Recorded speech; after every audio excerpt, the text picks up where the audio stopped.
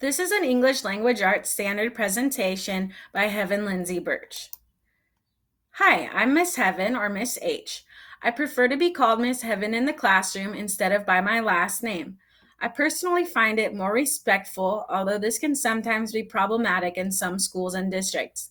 My dream is to teach AP Literature to seniors and to someday move into higher education. I am fortunate to have had a variety of teaching experiences prior to entering the teaching credential program. These include 5 years subbing as a K-12 substitute teacher, including 4 months as a long-term sub for English 9 and yearbook, and 120 instructional hours for summer school English 9. I also worked at Huntington Learning Center for 2.5 years as an SAT/ACT exam prep teacher and an ELA and math skills tutor, and was fortunate to teach 2 courses at California State University Stanislaus, including Early Start English 110 for incoming CSU freshmen and English 1001 Introduction to Composition.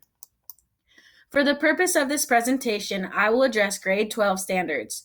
3 of which I feel I will be successful teaching are Writing Standard 11 to 12.3, Reading Literature Standard 11 to 12.7, and Language Standard 11 to 12.5.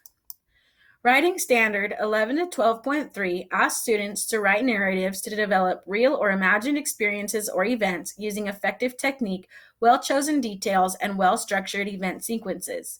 We all have a story to tell, and many stories are interconnected with the stories of others and the stories of our cultures.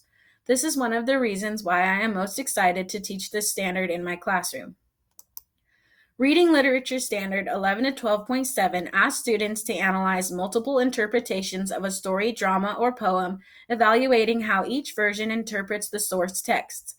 The art of retelling is important, and I feel comfortable in this area as I have already done an English 9 equivalent of this, comparing Shakespeare's Romeo and Juliet play to 2 film versions, the 1968 Franco Zeffirelli and the 1996 Baz Luhrmann, as well as adaptations such as Romeo and Juliet, West Side Story, and Warm Bodies. Language Standard 11 to 12.5 asks students to demonstrate understanding of figurative language, word relationships, and nuances in word and meaning. English can be a strange and complex language, especially for those learning it as a second language, so guiding them through this process will unlock meaning and an understanding for them in many areas of reading, writing, listening, and speaking. To intro a lesson for narrative writing, Standard 11 to 12.3, I would frame the concept around the Hopi proverb, "Those who tell the stories rule the world."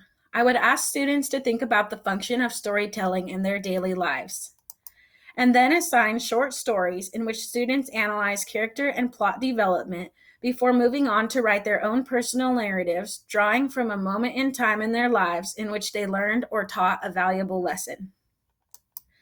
For text interpretations and figures of speech, I would have students draw comparisons between Shakespeare's play Hamlet and Disney's film The Lion King. Students would analyze the character and plot development in each text by using graphic organizers to chart the similarities and differences of the hero's journey and their trajectory of each text.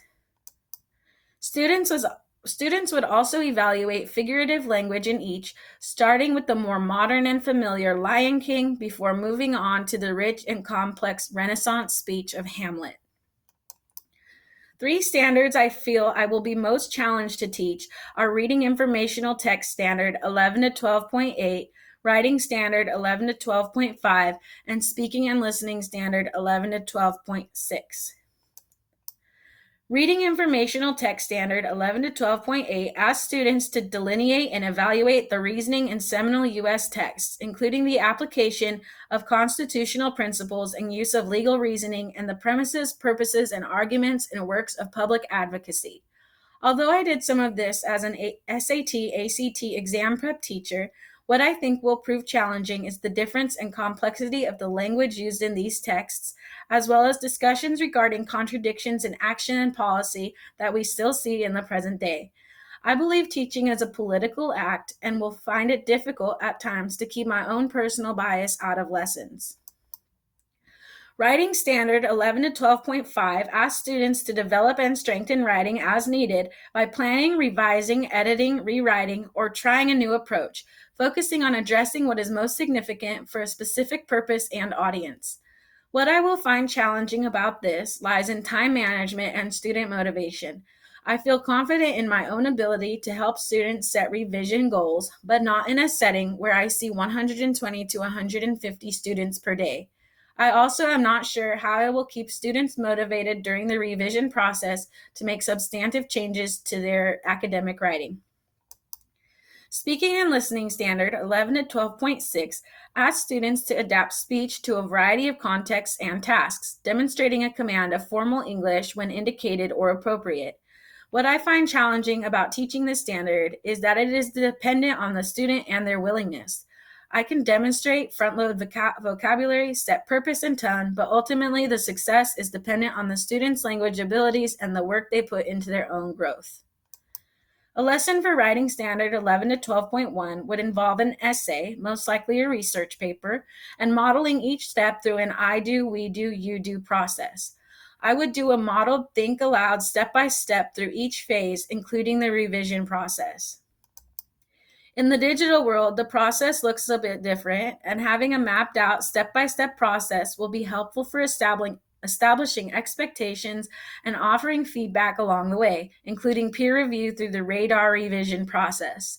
Students will replace words that are not specific, words that are overused, and sentences that are unclear, add new information, descriptive adjectives and adverbs, and rhetorical and literary devices, delete unrelated ideas, sentences that are sound but create unity problems, unwanted repetition and unnecessary details, and reorder to make better sense or flow, and so details support main ideas.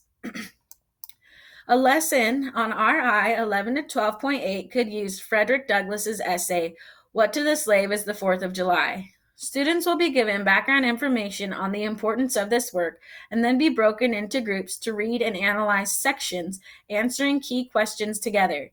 Groups will then go in textual chronological order to present their summaries and analysis of Douglass's text until the full text has been discussed. Students would then move into the Declaration of Sentiments by the Seneca Falls Convention to compare the tone, purpose, and visions of each text. To support English learners, I would front-load vocabulary and pre-teach word usage, as well as provide synonyms they may recognize.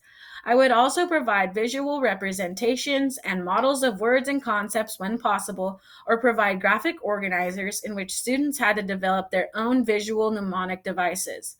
For discussions, students would have question and answer step note cards taped to their desks, and for writing assignments, essay outlines with sentence stems and guiding questions would be available. As for the Common Core standards, there are both pros and cons. The Common Core promotes higher order thinking skills that can be beneficial for 21st century learning and requires students to respond thoughtfully to multi-assessment models, learning not only the what of something, but the how of it too. On the downside, the Common Core lacks modifications for students with special needs, requiring individual schools and classes to build the necessary supports. Additionally, the Common Core places an extra emphasis on standardized testing, which has proved time and time again to be burdensome to students and teachers alike. Finally, I think it is important to note that learning in action happens across the board for students, teachers, admin, families, community, companies, and beyond. And while discussing personal political beliefs with students is highly discouraged, teaching is itself a political act. We as teachers must absolutely live out values of equality, equity, inclusion, and representation in the classroom. It's a learning process for all of us.